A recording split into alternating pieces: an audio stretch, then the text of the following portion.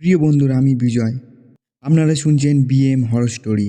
আমাদের গল্প কিছু সমস্যার জন্য এক সপ্তাহ দেরিতে এসেছে, কিন্তু বন্ধুরা আমি কথা দিচ্ছি, এবার থেকে প্রতি সপ্তাহে ঠিক শনিবার রাত 10টার সময় নতুন গল্প আসবে। আর একটা কথা, তোমাদের জীবনে যদি কোনো ভয়ঙ্কর ঘটনা থাকে আর আমার ইমেল অ্যাড্রেসে পাঠাবেন। হতেও পারে পরবর্তী গল্পটা হবে তোমাদের নিজের ঘটনা। চলুন আজকের গল্পটি তাহলে শুরু করা যাক।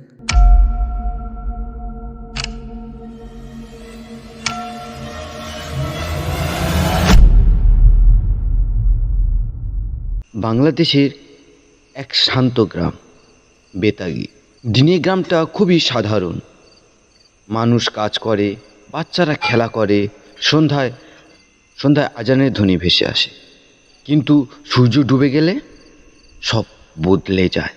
গ্রামের শেষ মাথায় একটা কাঁচা রাস্তা আছে, দুই পাশে ঝোপঝাড়, এক পাশে সরু খাল আর একটা বিশাল শিমুল গাছ সেই খাল এবং রাস্তার মাঝখানে। সন্ধ্যার পর সেই রাস্তা ফাঁকা হয়ে যায়। বয়স্করা শুধু বলতো, রাত 10টার পর ওদিকে কেউ যাস না। কেন? তারা বলতো সাদা শাড়ি পরা দেখা যায়। এই গ্রামের প্রথম ঘটনাটি ঘটে 1998 সালে শীতকালে। গ্রামের স্কুল শিক্ষক রহিম উদ্দিন, তিনি কিছু কারণে শহরে গিয়েছিলেন এবং শহর থেকে বাড়িতে ফিরতে অনেক রাত হয়ে যায়, প্রায় রাত 10টা। তিনি শহর থেকে সাইকেলে করেই বাড়ি ফিরছিলেন। চারিদিকে হালকা কুয়াশা, রাস্তা নির্জন, কারণ এই ঠান্ডার সময় তেমন কেউ বাইরেও থাকে না। হঠাৎ সাইকেলের আলোয় তিনি দেখলেন রাস্তার মাঝখানে একজন মহিলা দাঁড়িয়ে আছে। সাদা শাড়ি, মাথা নিচু, চুল খোলা। রহিম স্যার ভেবেছিলেন হয়তো বিপদে পড়েছিলেন ওই মহিলা।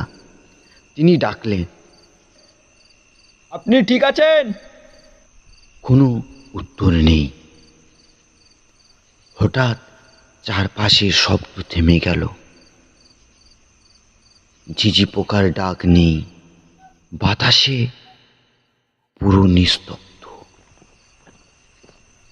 তিনি দু এক পা এগোলেন, আর তখনই তার শরীর ঠান্ডা হয়ে গেল। মহিলার পা মাটিতে নেই, তিনি যেন বাতাসে ভাসছেন। রহিম স্যারের চোখের পলক ফেলতেই মহিলা ধীরে ধীরে মাথা তুললেন।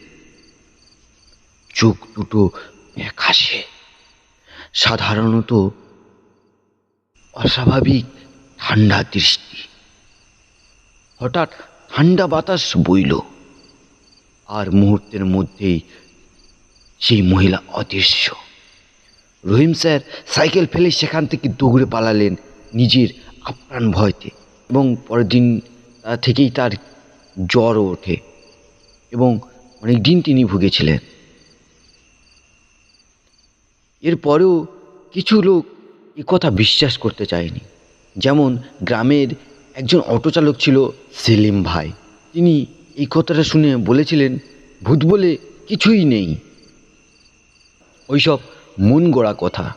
সে ইচ্ছে করেই রাত 11:45 ওই রাস্তা দিয়ে যায় এবং তিনি প্রমাণ করে দেখাতে চান যে সেখানে আসলেই কেউ নেই। তিনি ওই রাস্তা দিয়ে যেতে যেতেই হঠাৎ সামনে ব্রেক কষেন। রাস্তার মাঝখানে কেউ যেন দাঁড়িয়ে আছে, সেই একই সাদা শাড়ি পরা মহিলাটি। এইবার মহিলা ধীরে ধীরে খালের দিকে হাঁটছেন। সেলিম চিৎকার করে বললেন, ওই আপা, দাঁড়ান দাঁড়ান দাঁড়ান, যাবেন না ওদিকে। কোনো সাড়া নেই। শিমুল গাছের নিচ দিয়ে মহিলা থামলেন, তারপর কুয়াশার মধ্যে মিলিয়ে গেলেন।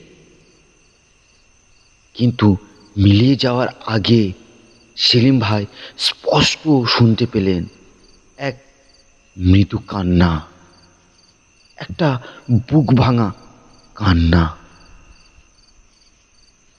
সেই রাতের পর সেলিম আর কখনো ওই রাস্তা দিয়ে যায়নি। এবং তারপরেই জানা যায় ওই গ্রামের একজন বৃদ্ধ হাজি করিম এই সত্য ঘটনাটি আমাদেরকে বলেন যে প্রায় 30 বছর আগে ওই খালের পাশেই এক নবগৃহবধূর লাশ পাওয়া যায়, সাদা শাড়ি পরা। শোনা যায় বিয়ের পর স্বামীর সঙ্গে ঝগড়া করে সে রাগ করে বেরিয়ে গিয়েছিল, তারপর আর কখনো ফেরেনি। সকালে তার লাশ পাওয়া যায়। মৃত্যুটা কি দুর্ঘটনা ছিল না অন্য কিছু, তা আজও কেউ জানে না। 2003 সালে কয়েকজন যুবক সাহস করে রাতে সেখানে যায় এবং তারা দেখতে চায় যে এটা আদৌ সত্য নাকি লোকের বানানো গল্প। তাই রাত 12টার সময় তারা ওই রাস্তা দিয়েই হাঁটতে থাকে।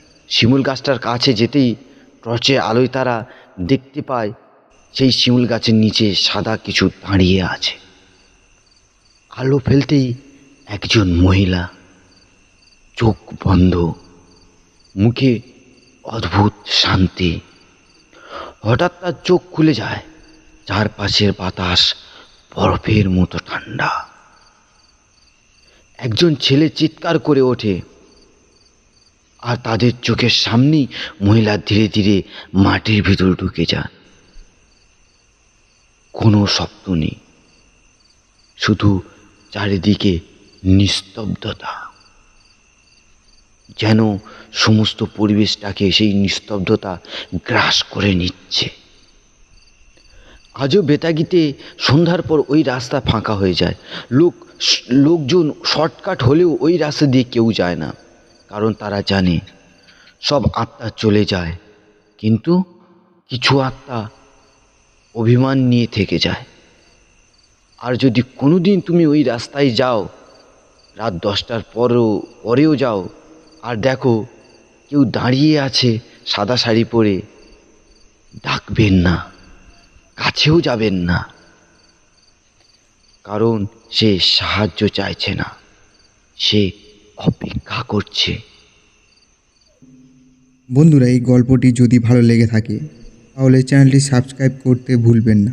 প্রতি শনিবার ঠিক রাত 10টায় নতুন গল্প আসবে।